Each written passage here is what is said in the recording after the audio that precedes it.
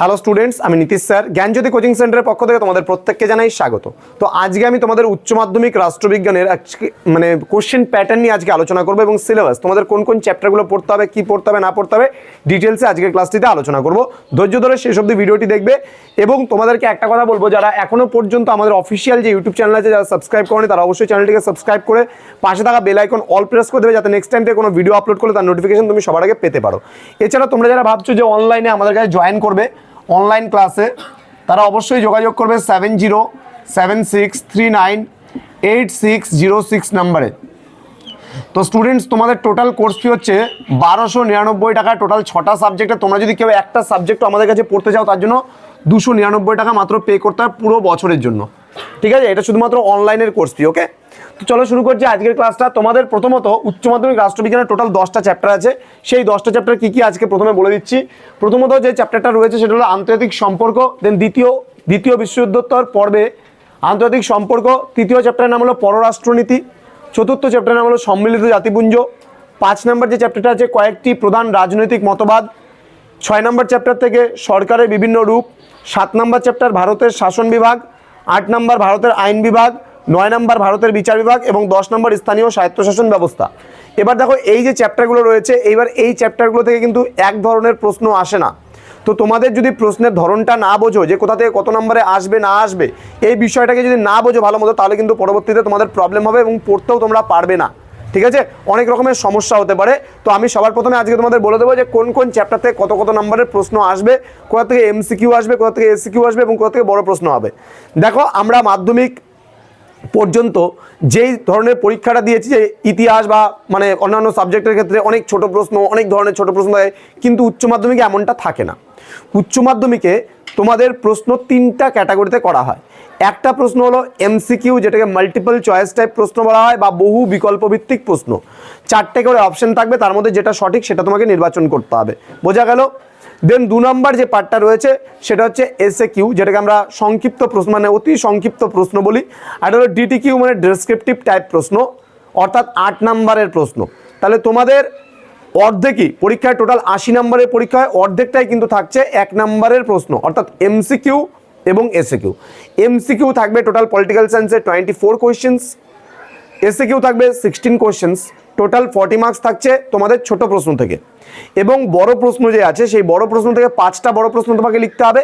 কোন কোন অধ্যায় থেকে আসবে না আসবে ডিটেলসে আলোচনা করব। এবার এই 5টা যে বড় প্রশ্ন আসবে 5টা অধ্যায় থেকে আসবে। আমাদের খালি 2টো অধ্যায় আসবে, যেই 2টো অধ্যায় খুব কনফিউজড আছে আমরা, যে এখান থেকে আসবে না ওখান থেকে আসবে, সেটা একটু জেনে নেব আমরা বিষয়গুলো, কোথাতে কী কী আসবে। দেখো, সবার প্রথমে আমরা যে চ্যাপ্টারটা দেখতে পাচ্ছি তার নাম হচ্ছে আন্তর্জাতিক সম্পর্ক। এবার এই আন্তর্জাতিক সম্পর্ক যে অধ্যায়টা রয়েছে, এখান থেকে কিন্তু কোনো এমসিকিউ আসবে না, কোনো রকমের এসিকিউ আসবে না। এখান থেকে শুধুমাত্র বড় একটা 8 নম্বরের আসবেই আসবে।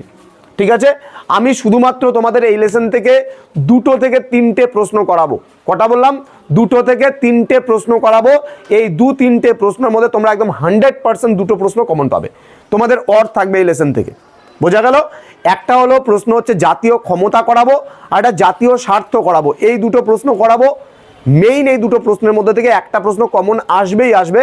আর একটা প্রশ্ন আমি এক্সট্রা করাবো তোমাদের এই বছর, সেটা হলো বিশ্বায়ন। এই 3টে বড় প্রশ্নের উপরে আমরা এই অধ্যায়ে আলোচনা করব। এবং আন্তর্জাতিক সম্পর্ক তোমাদের গত বছর চলে এসছে, মানে 2024-এ যারা পরীক্ষা দিয়েছে তাদের কিন্তু চলে এসছে। সুতরাং এখান থেকে কিন্তু আর কোনো প্রশ্ন তোমাদের পড়তে হবে না। শুধুমাত্র বিশ্বায়নটা আমরা একটু জানার জন্য পড়ে নেব। আর হচ্ছে মানে বিশ্বায়নটা যেহেতু আসেনি, এবার আসার সম্ভাবনা রয়েছে, কিন্তু আন্তর্জাতিক সম্পর্ক থেকে যেহেতু প্রশ্ন চলে এসছে, খালি আন্তর্জাতিক সম্পর্কের উপরে আমরা একটা ছোট্ট ক্লাস করে নেব। আন্তর্জাতিক সম্পর্ক কি এটা আমাদের বুঝতে হবে। যদি আমরা না বুঝি তাহলে কিন্তু পরবর্তী যে পার্টগুলো আছে, যেটা বিশ্বায়ন, জাতীয় ক্ষমতা, জাতীয় স্বার্থ, এই টপিকগুলো কিন্তু আমরা বুঝতে পারবো না। বোঝা গেল? যার জন্য আমরা এই লেসন থেকে শুধুমাত্র বড় ওরিয়েন্টেড আমরা আলোচনা করব। এখান থেকে টেক্সচুয়াল যে খুঁটে খুঁটে পড়ার, সেটা কিন্তু তোমাদের প্রয়োজন খুব একটা নেই। বোঝা গেল? এখানে আমরা বিস্তারিতভাবে 4টা টপিক সম্পর্কে মানে জানবো। মূলত একটা আন্তর্জাতিক সম্পর্ক যেটার থেকে কোনো প্রশ্ন পরীক্ষায় আসবে না, কিন্তু আমরা শুধুমাত্র জানার জন্য পড়বো। দেন দ্বিতীয় বলবো, যেটা বললাম জাতীয় ক্ষমতা, জাতীয় স্বার্থ, এই 2টো খুবই গুরুত্বপূর্ণ। এখান থেকে প্রশ্ন আসবেই আসবে, এই বছর আসবেই একদম 100% এই লেসন থেকে কিন্তু। ঠিক আছে, 2টো প্রশ্ন দেবো, খুব ভালো করে পড়বে। আচ্ছা, তারপর হচ্ছে আমরা বিশ্বায়নটাও হালকার উপর দিয়ে পড়বো। বিশ্বায়নটাও কিন্তু আসতে পারে এই বছর। ক্লিয়ার? তো এই গেল প্রথম অধ্যায়ের আমাদের প্রশ্ন, যেখান থেকে কোনো ছোট প্রশ্ন আমরা পড়বো না।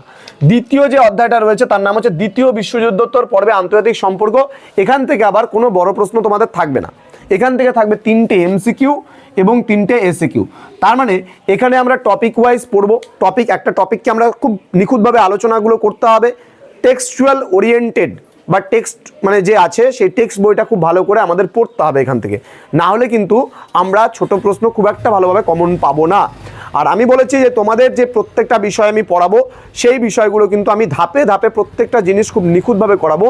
যেখান থেকে আমাদের ছোট প্রশ্নের উপরে ফোকাস করতে হবে সেই জায়গাগুলো আমরা একটু ডিপলিভাবে পড়বো, আর যেখান থেকে কোনো ছোট প্রশ্ন আসবে না সেই জায়গাগুলো আমরা নোটস ওরিয়েন্টেড পড়তে পারবো। ওকে, আচ্ছা, দেন আমাদের তৃতীয় অধ্যায়ের নাম হলো পররাষ্ট্রনীতি। পররাষ্ট্রনীতি থেকে আমাদের 3টে এমসিকিউ 3টে এসিকিউ আসবে। এখান থেকেও কিন্তু কোনো বড় প্রশ্ন তোমাদের থাকবে না, বোঝা গেল? এখান থেকেও কোনো বড় প্রশ্ন পড়ার দরকার নেই। অর্থাৎ পররাষ্ট্রনীতি যে চ্যাপ্টারটা আছে এখান থেকে আমরা এসিকিউ আর অতি সংক্ষিপ্ত যে প্রশ্নগুলো আছে সেই প্রশ্নগুলো পড়লেই কিন্তু এখান থেকে তোমাদের হয়ে যাবে। ওকে, চলো নেক্সট হচ্ছে আমাদের সম্মিলিত জাতিপুঞ্জ যে চ্যাপ্টারটা আছে, এখান থেকেও কিন্তু কোনো বড় প্রশ্ন থাকবে না। এখান থেকে 4টা থাকবে এমসিকিউ এবং 4টা থাকবে এসিকিউ, বোঝা গেল বিষয়টা? এখান থেকেও কিন্তু আমরা বড় প্রশ্ন পড়বো না। এবার আমাদের পরবর্তী যে চ্যাপ্টার আছে 5 নম্বর যে চ্যাপ্টারটা, কয়েকটি প্রধান রাজনৈতিক মতবাদ। এখান থেকে কিন্তু আবার এমসিকিউ আর এসিকিউ আসবে না, একটা বড় প্রশ্ন আসবে। অর্থাৎ প্রথম অধ্যায়ের মতন কিন্তু এখান থেকেও একটা বড় প্রশ্ন আসছে। তাহলে আমরা প্রথম প্রশ্নটা পরীক্ষায় গেলে কমন পাবো জাতীয় ক্ষমতা, নাহলে জাতীয় স্বার্থ কমন পাবো। আর এখানে যেমন আছে উদারনীতিবাদ, মার্ক্সবাদ, তারপরে গান্ধীবাদ, ঠিক আছে, গান্ধীর রাজনৈতিক দর্শন, ঠিক আছে, তারপরে হচ্ছে তোমার এই সমস্ত বিষয়গুলো সম্পর্কে কিন্তু আমরা এখানে পড়বো। ঠিক আছে, কোনটা এসছে না এসছে আমি সাজেশন তো পরে দেবই তোমাদেরকে, সেই সাজেশন ওরিয়েন্টেড তোমরা কিন্তু পড়তে পারবে এখান থেকে। ক্লিয়ার? কিন্তু এখান থেকেও আমরা নোটস ওরিয়েন্টেড পড়বো এবং টপিক আমরা ওয়াইজ পড়বো। যে আজকে মনে করো উদারনীতিবাদ সম্পর্কে আমি আলোচনা করছি, উদারনীতিবাদ কি, উদারনীতিবাদের মূল নীতিগুলো কি কি, সেগুলো বিষয়ে আমি আলোচনা করব। কেমন? আচ্ছা, নেক্সট হচ্ছে আমরা 6 নম্বর অধ্যায় সরকারের বিভিন্ন রূপ। এই সরকারের বিভিন্ন রূপ দেখো, এটা খুব ভালো করে শুনবা বা ভালো করে বুঝবা, কারণ এখান থেকে কিন্তু আমাদের খুব ডিফিকাল্ট এই ব্যাপারটা। এখানে আমি ট্রিপল স্টার করে রাখলাম, কারণ এখান থেকে একটু কনফিউজড আছে। কেন কনফিউজড আছে? এখান থেকে হয় তোমাদের ছোট প্রশ্ন আসবে, নয় তোমাদের বড় প্রশ্ন আসবে। আইদার শর্ট মানে না হলে কিন্তু ব্রড। অর্থাৎ তোমাদের যদি এখান থেকে ছোট প্রশ্ন করে তাহলে 6টা এমসিকিউ আর 2টো এসিকিউ আসবে, আর যদি ছোট প্রশ্ন না করে তাহলে আবার এখান থেকে বড় প্রশ্ন কিন্তু আসবে। তার মানে এই চ্যাপ্টারটা আমাদের খুব ভালো করে পড়তে হবে। তার কারণ হচ্ছে এখান থেকে আমাদের ছোটও আসতে পারে, আমাদের বড়ও আসতে পারে। আমরা এখনো পর্যন্ত জানি না পরীক্ষায় কি আসতে পারে, ছোট আসবে না বড় আসবে। এখানে কিন্তু তোমাদের কনফিউজ করে রেখে দিয়েছে। তাহলে এখানে বলেছে যে তোমাদের দুটোই পড়তে হবে, ছোটও পড়ে প্রিপারেশন নিতে হবে, বড়রও প্রিপারেশন নিতে হবে। এবার পরীক্ষায় ছোট আসলে 8 নম্বরে ছোট আসবে, আর বড় আসলে 8 নম্বরে বড় আসবে। এবার এই অধ্যায়টা এবং এই অধ্যায়টা যেটা হচ্ছে তোমার 9 নম্বর অধ্যায়, এটাও কিন্তু খুব কনফিউজড অধ্যায়। কারণ এখান থেকেও সেম ওয়েতে হয় 6টা মানে এমসিকিউ 2টো এসিকিউ, না হয় 8 নম্বরের একটা প্রশ্ন কিন্তু এখান থেকে আসার সম্ভাবনা রয়েছে। সুতরাং তোমরা যখন এই দুটো অধ্যায় পড়বে, এই দুটো অধ্যায়কে একটু দেখে পড়তে হবে। যদি মনে করো এখান থেকে বড় প্রশ্ন চলে আসলো, বেশিরভাগ আসার সম্ভাবনা কিন্তু এখান থেকে বড় প্রশ্ন, এটা 100% কমন। এই জায়গাটার থেকে প্রতি বছর কিন্তু এখান থেকেই বড় প্রশ্নটা করা হয়। আর এখান থেকে কিন্তু ছোট প্রশ্নের পার্টটা কিন্তু এখান থেকে করা হয়। এই ছোট প্রশ্নের পার্টগুলো এখান থেকে করা হয় এবং বড় প্রশ্নের পার্টগুলো এখান থেকে না, বড় প্রশ্নের পার্টটা কিন্তু এখান থেকে করা হয় বেশিরভাগ ক্ষেত্রে। যদি আমি বিগত 10 বছর ধরি, সেই 10 বছরের মধ্যে দেখা যাচ্ছে 8 বছরই কিন্তু এখান থেকে প্রশ্ন এসছে, বাকি 2 বছর হয়তো এখান থেকে বড় প্রশ্নটা এসছে। কিন্তু এবার ওই 2 বছরের মধ্যে যদি আমরা পড়ে যাই তাহলে আমরা কেন রিস্ক নেব, তাই না? সুতরাং আমাদের কিন্তু খুব ভালো করে পড়তে হবে, যেহেতু একদম প্রথম বছরের এটা।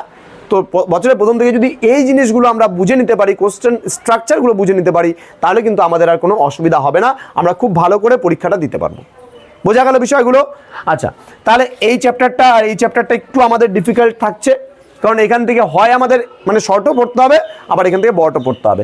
এবার আমরা চলে আসবো 7 নম্বর চ্যাপ্টার, যেটা ভারতের শাসন বিভাগ। ভারতের শাসন বিভাগ থেকে 2টো এমসিকিউ আসবে, 2টো এসিকিউ আসবে এবং 8 নম্বরের একটা বড় প্রশ্ন আসবে। বোঝা গেল বিষয়টা? তাহলে এখান থেকে টোটাল আমি পাচ্ছি 8, 2, 10, 2, 12 নম্বর। এখান থেকে 12 নম্বর আমার কমন পড়বে। সব থেকে বেশি আসতেছে এখান থেকে প্রশ্ন। দেন আমাদের 8 নম্বর অধ্যায় ভারতের আইন বিভাগ। ভারতের আইন বিভাগ থেকে কিন্তু আমাদের 2টো এমসিকিউ আসবে, কোনো শর্ট প্রশ্ন থাকছে না। এবং এখান থেকে 8 নম্বরে একটা বড় প্রশ্ন, সর্বমোট 10 নম্বর আমি এখান থেকে কমন পাচ্ছি। এবং সর্বশেষ যে চ্যাপ্টারটা আছে স্থানীয় স্বায়ত্তশাসন ব্যবস্থা, এখান থেকে কিন্তু কোনো বড় প্রশ্ন থাকবে না, 4 MCQ 2 SCQ, সর্বমোট এখান থেকে 8 থাকবে। তাহলে এখান থেকেও 8 হচ্ছে, এখান থেকেও 8 হচ্ছে, এখান থেকে 8, 4 4 এখান থেকে 8, 3 3 6 এখানে, 3 3 6 এখানে, 8 এখানে, সর্বমোট 80 নম্বরের আমাদের কিন্তু হচ্ছে। অর্থাৎ এখানে যদি তুমি দেখো এটা হচ্ছে তোমার 40 মার্কস, ঠিক আছে, তার মধ্যে বলছি একটা বাদ যাবে, একটা বড় এখান থেকে বাদ যাবে, হয় এই লেসন থেকে বড় বাদ যাবে, নাহলে এই লেসন থেকে বড় বাদ যাবে। তাহলে একটা 8 ধরলাম আমি এখান থেকে, 2 3 4টা আর এই একটা 5টা, তাহলে 5 8 40 হয়ে গেল। এখানে 5 × 8 = 40 হয়ে গেল। এবার এখান থেকে যদি তুমি দেখো 3 3 6 4 10 12 13 14 15 16, 16 এখান থেকে ধরি আমি, একটাতে ধরবো, একটাতে বাদ দিতে হবে। তাহলে এখানে কত হলো? 16 হলো। বোঝা গেল? যদি এখানকার আমি 2 নেই তাহলে এখানকার 2 আমাকে বাদ দিতে হবে, কারণ আমরা জানি যে হয় এখানে আমাকে এটা বাদ দিতে হবে, নাহলে এখানে আমাকে এটা বাদ দিতে হবে, একটা না একটা বাদ দিতেই হবে।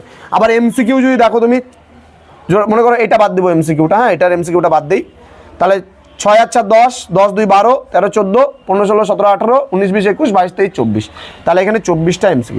তাহলে 24 আর 16 মিলে কত হলো? 40টা শর্ট কোশ্চেন, শর্ট থাকছে কত নাম্বার?